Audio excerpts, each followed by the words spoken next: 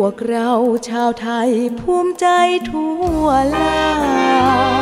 ด้วยองค์เจ้าฟ้าครองราชย์ครบ70 ปีจะหาผู้ใดที่ไหนเล่ามีนานเท่าล้นเกล้าไทยนี้นั้นมีหนึ่งเดียวในโลกดงดอนกันดานทุกยานทานถิ่นพระเจ้าแผ่นดินท่านทรงงานนักหนายามไหนรามีเรื่องเหนื่อยภายมาทรงช่วยแก้ปัญหาให้ปวงประชาร่มเย็นชุมพรทุกใหญ่จากภัยสีตาพระองค์ทรงมาช่วยแก้ปัญหาครั้งก่อนโครงการแก้มลิงน้องใหญ่สร้างไว้ถาวรเดี๋ยวนี้ชุมพรน้ำมาทั่วเมืองไม่มีปวงชนชาวไทยภูมิใจทั่วลาด้วยพระปรีชาพระเจ้าอยู่หัวเรานี้พระองค์ทรงพระเมตตาปราณีชาวไทยร่มเย็นสุขีด้วยบารมีองค์พระภูมิพล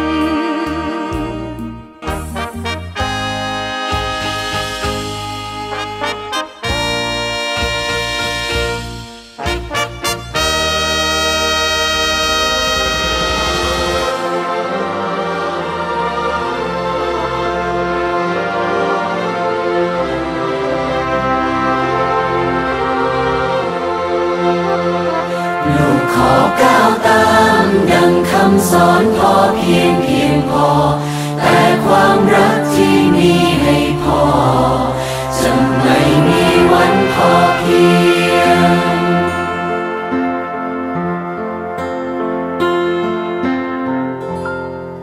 ระดับน้ำเจ้าพระยา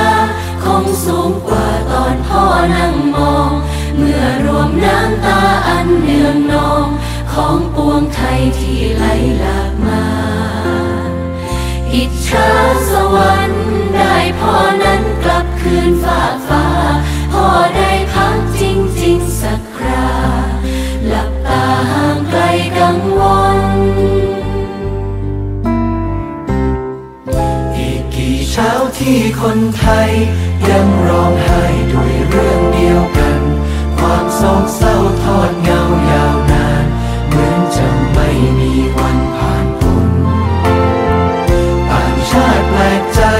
แต่คนไทยซึ่งในเหตุผล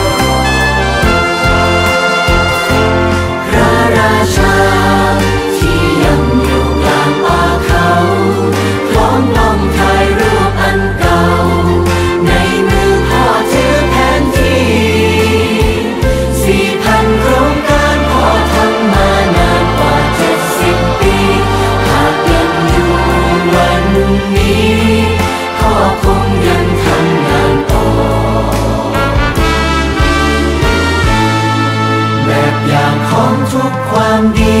ที่จะอยู่กับลูกเรื่อยไปเมื่อได้เห็นภาพพ่อคราใดย้ำเตือนใจให้ลูก